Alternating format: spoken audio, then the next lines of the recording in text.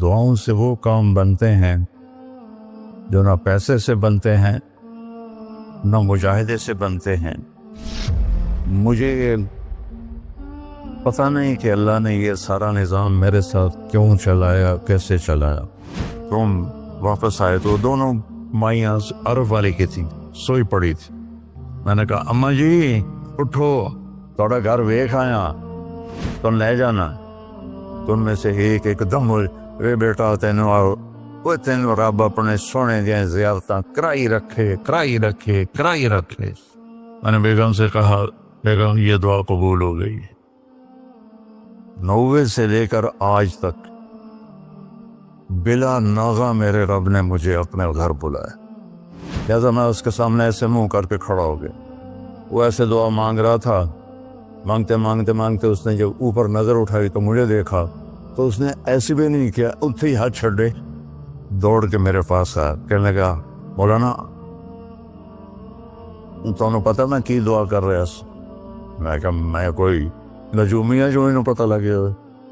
کہنے لگا میں یہ دعا کر رہا، یا اللہ مولی طارق جمیل کو اماں کی دعا لگی ہوئی ہے، وہ ضرور آیا ہوگا حج پر، وہ جہاں بھی ہے مجھے ملا دیا۔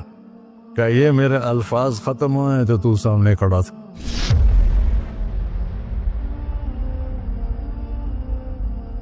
دعاؤں سے وہ کام بنتے ہیں جو نہ پیسے سے بنتے ہیں نہ مجاہدے سے بنتے ہیں۔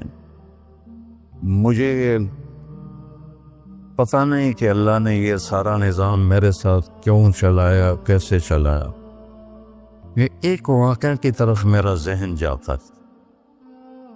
سردی شدید تھی اور ریمنڈ سنسان ہو رہا تھا۔ باہر بازار میں 2 ہوٹل تھے، ایک چائے کی دکان تھی۔ تو میں برآمدے میں کھڑا تھا تو میرے استاد صاحب رحمۃ اللہ علیہ مولانا عبدالرحمان، انہوں نے کروٹ بدلی کیا۔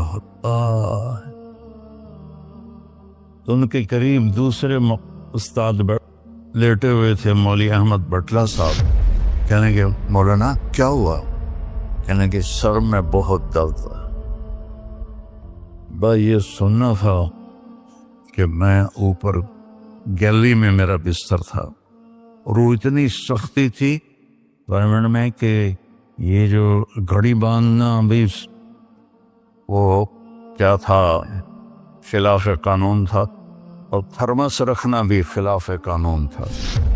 مجاہدہ ٹھنڈی چاہ پیو۔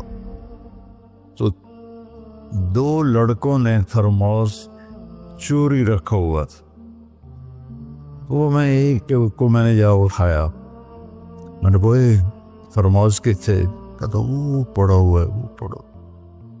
تو میں نے اس سے اٹھایا، بغل میں ڈالا اور میں نے بازار کی دوڑ لگا دی۔ 10 بج رہے تھے اور 10 بجے سنوٹا 250-300 کا تو مجمع ہوتا تھا ریمنڈ۔ میں کہ یا اللہ کوئی دکان کھلی ہو، یا اللہ کوئی دکان کھلی ہو۔ تو میں ننگے پاؤں، دسمبر کا مہینہ تھا، میں ننگے پاؤں دوڑا اور میں نے دیکھا تو وہ چائے کی دکان کا دروازہ بند تھا اور روشنی آ رہی تھی۔ میں نے کہا یہ لگتا کھلی ہوئی ہے، تو میں نے اس کے کواڑ ایسے کیے تو وہ کھل گیا۔ تو آگے وہ دکان والا، اس کا نام تھا انور ملتانی رحمۃ اللہ۔ یہ میں آپ کو بتا رہا ہوں 73-74 کی بات۔ تو وہ بیٹھا ہوا تھا، میں نے کہا بھائی انور چائے بنانی ہے۔ کہا بھائی میں تو بھائی میں تو تھکا ہوا ہوں، یہ دودھ پڑا ہے خود ہی بنا دے۔ تو میں نے کہا چولہا کا، یہ چولہا بھی پڑا ہے۔ تو میں نے وہ ہوتے تھے ہوا بھرنے والے چولہے، اس سے میں نے دودھ گرم کیا، پتی ڈالی، چائے بنا۔ چائے کی دکان پہ سر درد کی گولی کا کیا کام ہے؟ میں نے کہا بھائی انور کوئی سر درد کی گولی ہے؟ ارے بھائی وہاں دیکھ لے شاید پڑی ہو کوئی، وہ کھڑکی سی تھی۔ جب میں نے وہاں دیکھا تو ایک گولی ساری ڈان ہوتی تھی، وہ وہاں پڑی ہوئی تھی اور اس پر مٹی جمی ہوئی تھی۔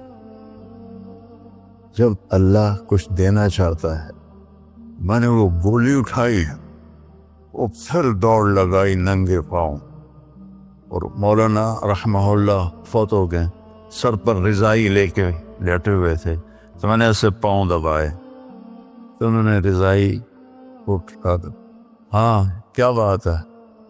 میں نے کہا جی یہ چائے ہے اور یہ سر درد کی گولی ہے، آپ کو درد ہو رہا ہے، نوش فرمائیں۔ تو ان کے ہونٹ ہلے، میں نے نہیں سنا، دعا دی انہوں نے مجھے۔ کیا دعا دی؟ وہ خود فرماتے تھے کہ طارق جمیل کی قبولیت میری دعا سے ہے، اور ایک میرے ساتھی تھے مولوی خورشید کی قبولیت میرے ڈنڈوں کی وجہ سے، اس کی پٹائی بہت کی تھی انہوں نے، تو میرے بارے میں فرماتے تھے کہ یہ میری دعا کا اللہ نے اس کو سلا دیا ہے۔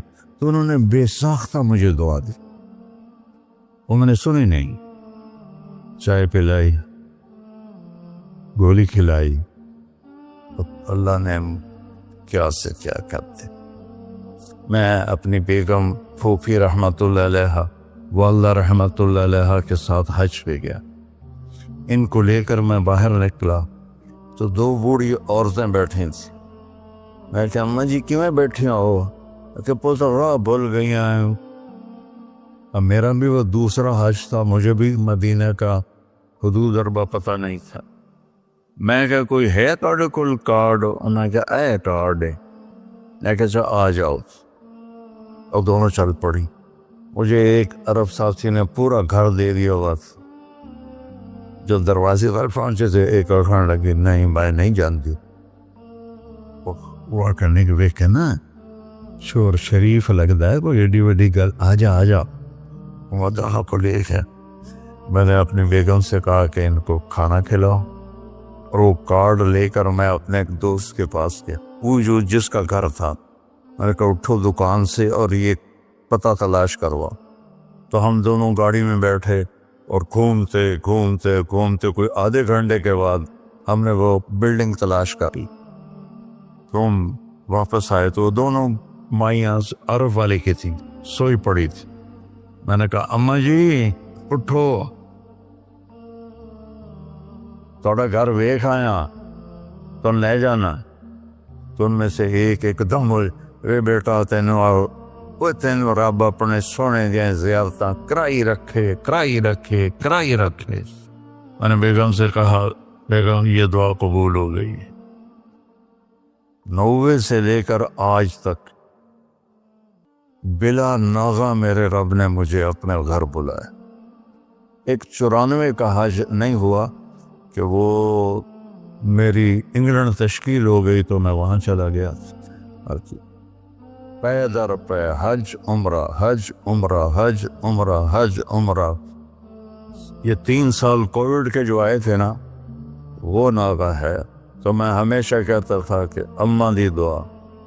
اب ایک مزار قصہ سنا کے پھر نماز پڑھنی میں طواف کر رہا تھا تو میری نظر پڑی جواز وسیم پر، وہ مقام ابراہیم پر نفل پڑھ کے نا بیٹھ کے دعا مانگ رہا تھا۔ تو میں وہاں کھڑا ہو گیا، میرے ساتھی نے کہا طواف پورا کرنا بھی ہے۔ میں کہا پتہ نہیں اٹھ کے کتنے چلا جاوے، لہٰذا میں اس کے سامنے ایسے منہ کر کے کھڑا ہو گیا۔ وہ ایسے دعا مانگ رہا تھا، مانگتے مانگتے مانگتے اس نے جب اوپر نظر اٹھائی تو مجھے دیکھا، تو اس نے ایسے بھی نہیں کیا، اتھے ہی ہاتھ چھڑے دوڑ کے میرے پاس آیا، کہنے لگا مولانا تمہیں پتہ میں کی دعا کر رہا سا؟ میں کہا میں کوئی نجومی ہے جو انہوں پتہ لگے ہوئے؟